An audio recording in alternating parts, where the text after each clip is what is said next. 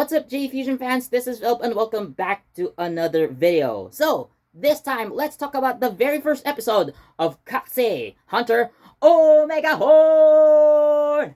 So, Kakusei Hunter Omegahorn is the second entry to the Project Red franchise, following directly the end of Super Space Sheriff Gavin Infinity. And I have mentioned in a previous video that Omegahorn does appear in the Gavin movie as well, but that's just like a brief 1 minute or so cameo. But anyways, let's talk about the actual episode, shall we? So, first off, of course, even before Omegahorn started, like, there were already so many discussions about this show that, involve like Monster Hunter or Pokemon, most especially Pokemon, because theme wise, yeah, that was kind of the case. Like many fans have been comparing the main protagonist Shout to Pokemon Red's main protagonist Red. So, like the very first Pokemon game, in terms of like design and concept. So yeah, this really isn't your typical tokusatsu either. So while Gavin definitely has traces of Super Sentai in it, I mean, I understand, like, it's like transition show, right? Like like easing fans, especially Super Sentai fans, into watching this new franchise.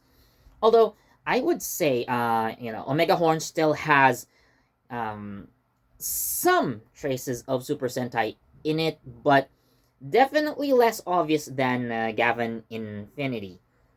But anyways, let's talk about things that have happened in the episode, because I'm really interested in the concept of Omega Horn as a whole. So, with that said, there could be some spoilers, or I don't know. But this is the first episode, so this is more of like introducing everyone to a brand new, unique world. So, I guess I want to explain to you guys what kind of world Omega Horn's world is as well. So, anyways, let's start. So, of course, we start with our main protagonist, Shout, traveling through various places, looking for treasure. So he does find, eventually.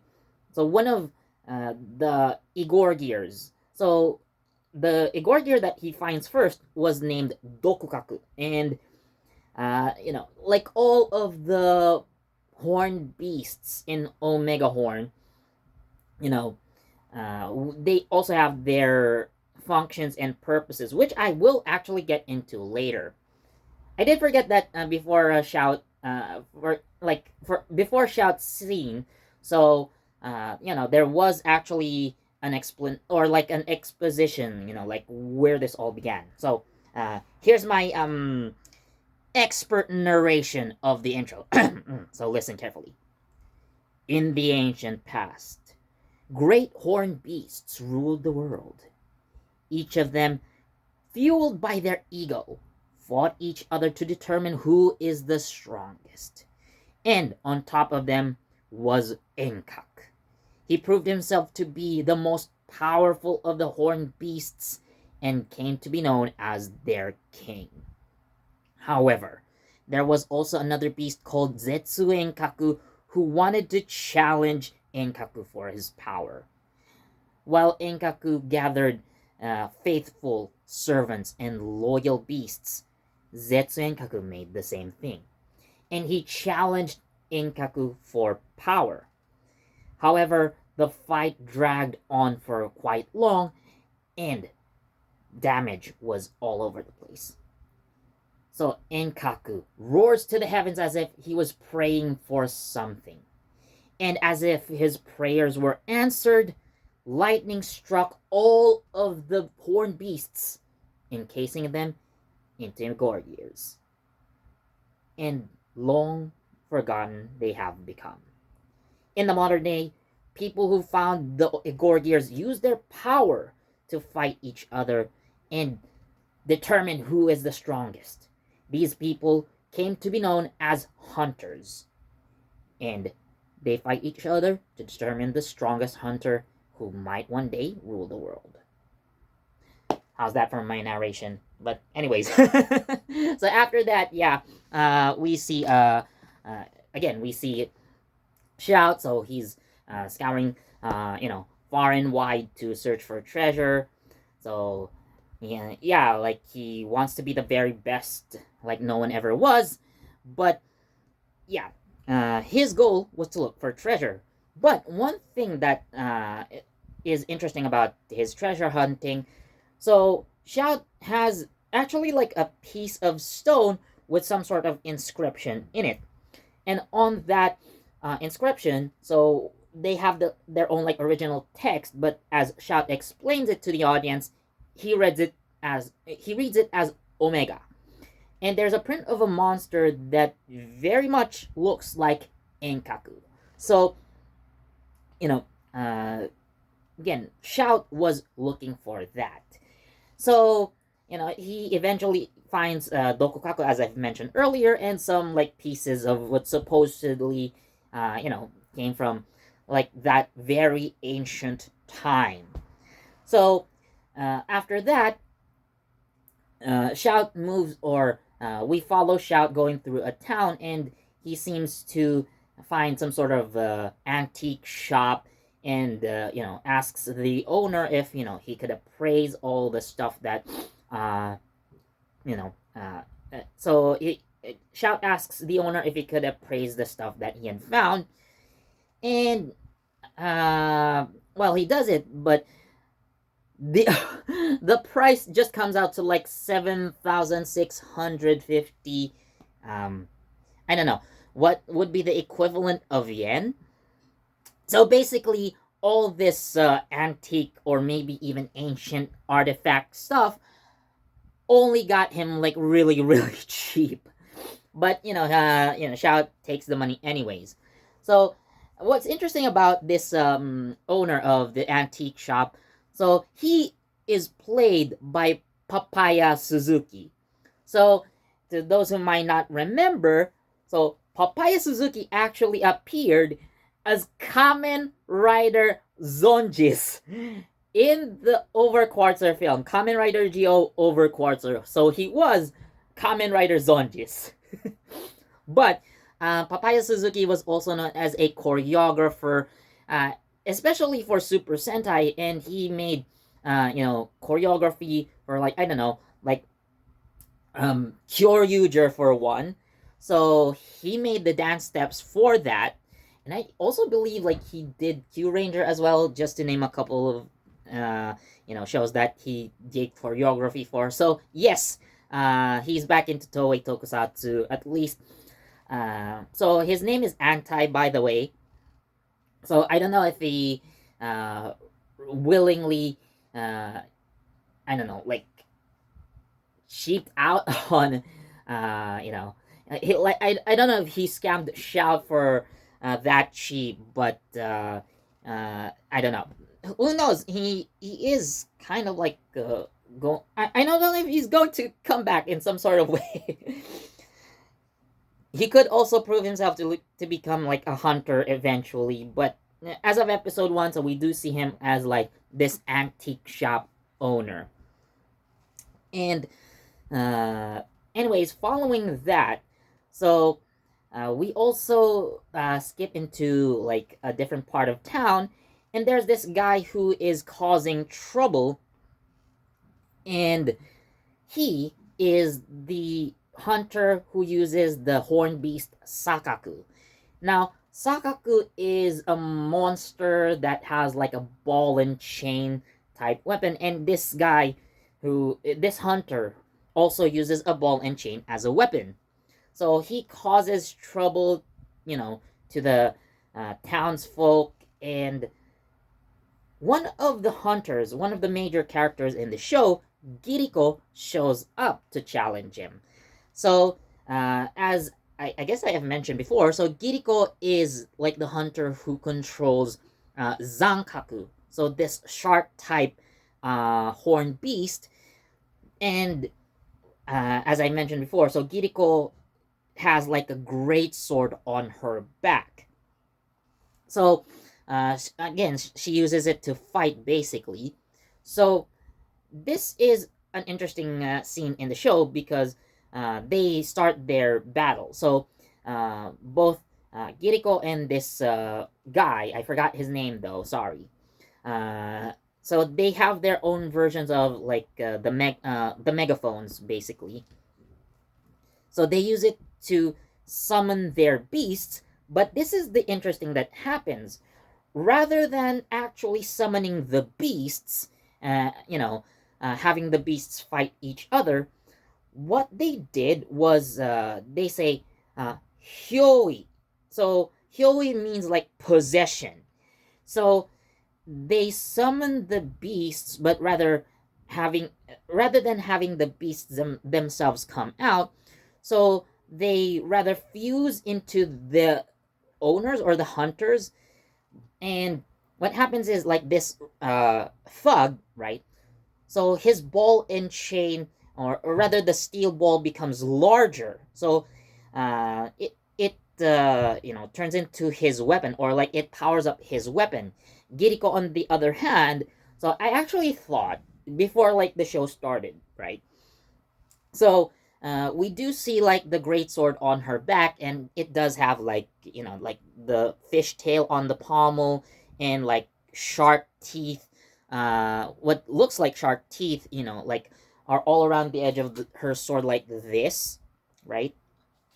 So so apparently like Giriko already has the sword on her back even before she summons the powers of uh, Zankaku. So they both say like Hyoi Kakusei Seo, right? So uh, possession awaken. If I guess I roughly translate that into English. But what happens to Giriko is that, well, she has some sort of like a transformation scene. So basically, what ends up is that Giriko just gains like a face mask. Other than that, like it's just her normal attire, you know. And again, the sword on her back was already there before she even summoned the power of Zankaku. So either way, so you know, uh, these two people fight. So again, instead of like monster versus monster, this is like a hunter versus hunter battle. They just use the power of the monsters. Now, this actually reminds me more of Shaman King, the way that they use the powers of their monsters for themselves rather than have the monsters fight each other directly. So, props to you if you've seen Shaman King before. I guess if you've seen the more modern remake, that also counts as well. That makes sense. But yeah, it reminds me of Shaman King more than, I don't know, Pokemon. So Shout was there in the background, so he sees Giriko and this thug fight it out, and of course Giriko comes out on top.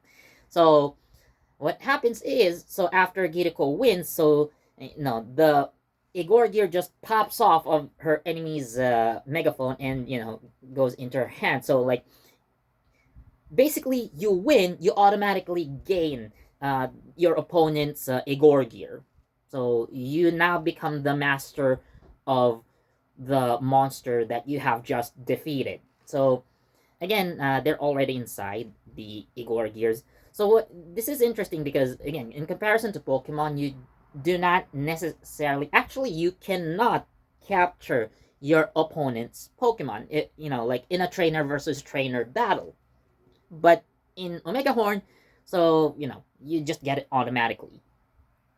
So after that, so we see Shout again. So he moves on to a different part of town, and then there are these two kids, who appear trying to challenge, trying to look for other hunters. So these are the twins Isle and Al.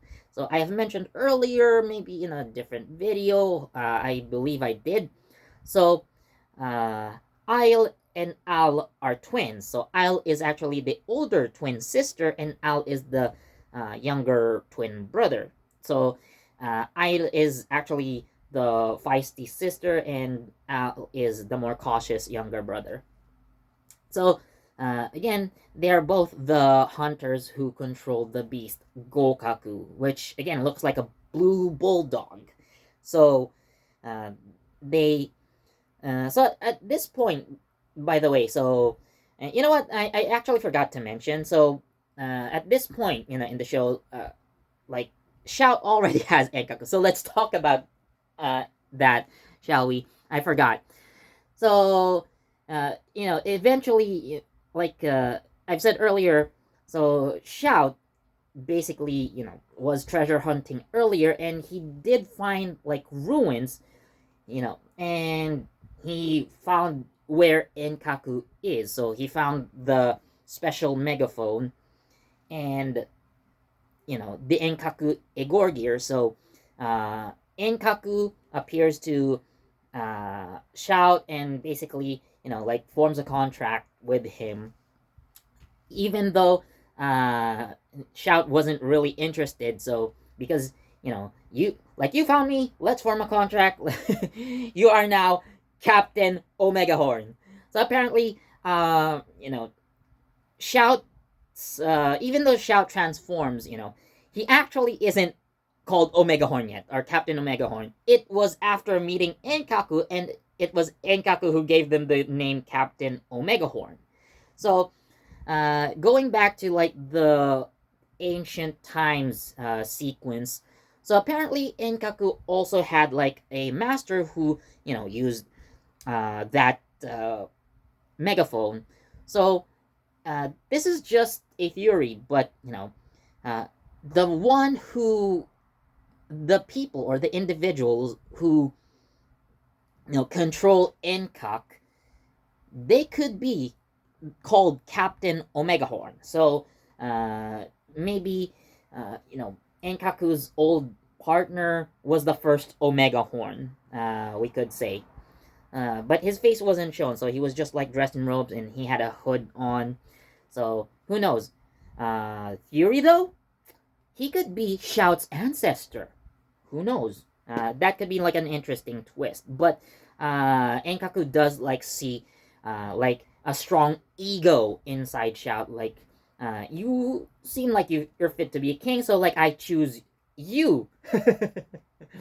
So Enkaku chooses Shout to be his partner. So, anyways, the two start their own adventure. So, eventually, so Shout comes into contact with the twins, and they challenge him to a hunter battle or a monster battle, whatever you choose to call it. But Shout, so like so the twins summon Gokaku, but Shout is like, oh, I'm gonna handle this myself, and transforms into Captain Omega Horn. So apparently, like by pressing, of course, like he uses the Omega Analyzer to transform, and apparently, like his cap is quite necessary. So every time he says like, it's hunter time, so he actually turns the cap around. So this is necessary because like the mask actually forms around it, so the mask actually comes from the backside of the hat rather than like the front, which you would usually do. So this is why again, every time Shout transforms, he has to turn the cap around. So that's it, and the suit forms around him. So as so Shout transforms and he tries to fight Gokaku head on, but Anna, aka the Omega Analyzer, says that you're not supposed to fight. This suit is protective, as we would see earlier, by the way. So it does protect Shout from like fall damage, and it does increase his strength. So like he can actually punch through walls, but like sustained damage through combat, that's not the suit's forte. So again, this could be why we're focused on the monster battles instead of like Shout actually fighting head on. So this makes sense. I think because again, that's the point of the show, the monster battles. We just have our main protagonist who can actually transform. So uh, Enkaku finally convinces Shout to summon him, and okay, like let's do this. So he summons Enkak, and so Enkaku and Gokaku fight each other. So an interesting thing about Gokaku is that he can actually split into two halves, and then each half can individually fight on its own, which kind of fits, that his master or masters are twins. So yeah, it makes sense. So of course, as expected, being the main protagonist, so uh, of course, Shout and Enkaku win. So uh, an interesting aspect of this fight is that when uh, Shout summons Enkak, so Enkaku like whoa! So he has his own transformation sequence because we mostly see Enkak in his humanoid form. So anytime Shout actually summons Enkak to battle, so Enkak transforms from his humanoid form into his horned beast form. So again, I have mentioned earlier that so far the Omega level beasts. So far we know Enkak and Zetsu Enkak, so we know that they have humanoid forms, and when their hunters summon them, so they transform into their horned beast forms. So again, Enkak and Gokaku battle each other, and of course, uh, Enkak wins, obviously. So like I mentioned earlier, so the winner automatically gets their opponent's Igor gear, but you know, Shout isn't really interested in that. So he actually just gives back the Golkaku Igor gear to the twins, you know, and that's that's how their fight ends. So another part of this show that I haven't mentioned yet. So like on the B side, so we are also introduced to the Ivar Alliance, the supposed main villains of the show. So we are introduced to Genno, Basa, Ivar, of course. We have Zetsu Enkaku as well, so he also appears in his human form.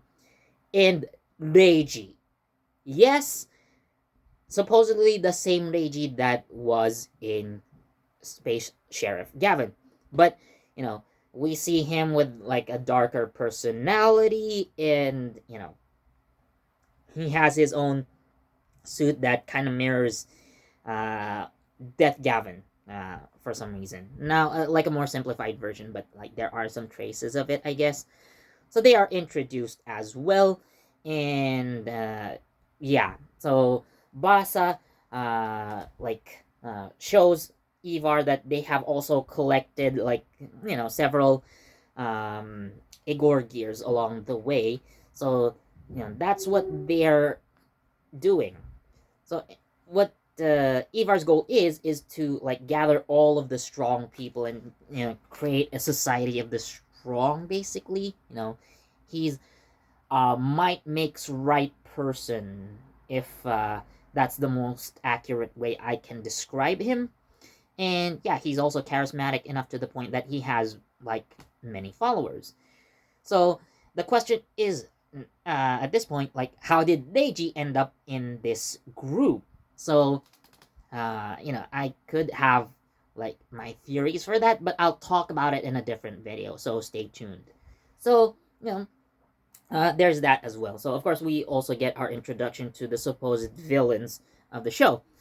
So yeah, after the battle against Gokaku and the twins, so uh, Shout and Enkaku travel again, and so this is basically where the episode ends, and So this is kind of like a spoiler, or I don't know if it's still a spoiler at this point, but so at the end of the episode, so uh, Shout basically takes Enkaku to some place where, you know, he's really want or he really wants to explore. And what we are shown is not some kind of ancient ruin, but apparently the Cosmogavarian is there. So this could be like Deiji's Cosmogavarian, which was kind of like it seems to have like crash landed, and it's kind of in a state of disrepair. So that's where the episode ends. And we are also treated to like the second episode preview where we see Gavin Bushido and Gavin Luminous appear as well. So, like, Project Red has also, at this point, released photos on their social media, so previews of episode 2. So, we do see Setsuna and Kiki, but we also see Dewey and Kotobuki as well. So, they are going to continue appearing in Omegahorn for the foreseeable future as well. So, yeah, I have mentioned many times. Toei has also mentioned way before the beginning, even before Project Red began, so that, Gavin Infinity will have, will continue to appear in future, uh, you know, installments. So, I believe, Shinichiro Shirakura said in an interview with, like, Asahi News, I believe.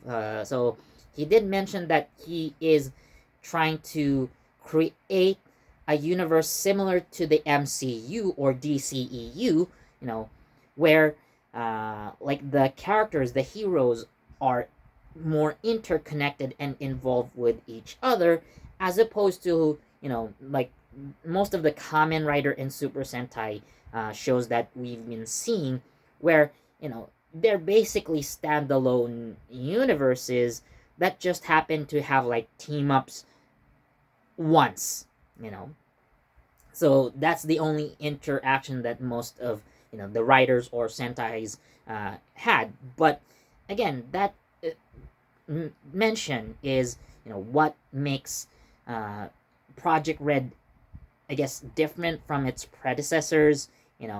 Having a more involved, interconnected multiverse is what we are going to see, hopefully. But yeah, I am interested in how things could play out. So again, hopefully, Omegahorn does give us answers to some plot points where like Gavin Infinity, you know, like questions that were left unanswered in Gavin Infinity. I'm hoping that we can get some more answers, given that Reiji has already been shown, and in the next episode, Setsuna, Kiki, Dewey, and Koto show up. So again, I'm interested in seeing how this shared universe concept plays out as well. So with that said, I'm going to give Kakusei Hunter Omegahorn a 4 out of 5. So it is a very interesting, concept. Like, it's definitely not your typical Henshin hero tokusatsu. Again, yes, we do have Shout transforming into Captain Omegahorn and stuff like that. But yeah, the focus is more on like the monsters and like how they are used in battle. So it is a very interesting, fresh concept for Toei to try, and I am looking forward to how this plays out. So, what do you guys think of Omegahorn Episode 1? Let me know down in the comments. And as always, thanks for watching. Please do leave a like, comment, share, subscribe, and don't forget that notification bell so you get the latest from JEFusion. This has been Philip, and I'll see you in the next video. Hunter time da! Bye!